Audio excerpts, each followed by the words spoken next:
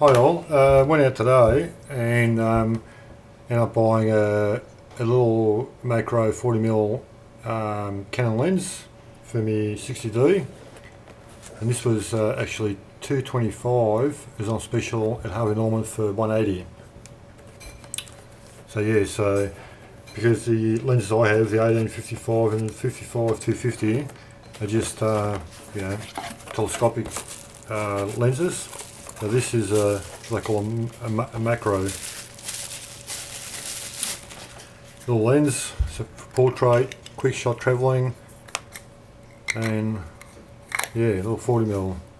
So this will actually smash some nice images out. And I'll show you what it looks like. Take this off. This is a big 18-55. It's that there. Line the dots up. So that's, there you go. So now we have a macro lens 40mm, and be able to get some nice images off that.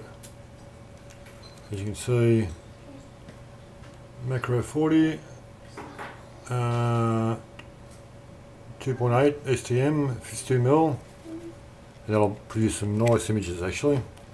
Alright, and I'll try her out next time out and see how we go. Thank you. Bye.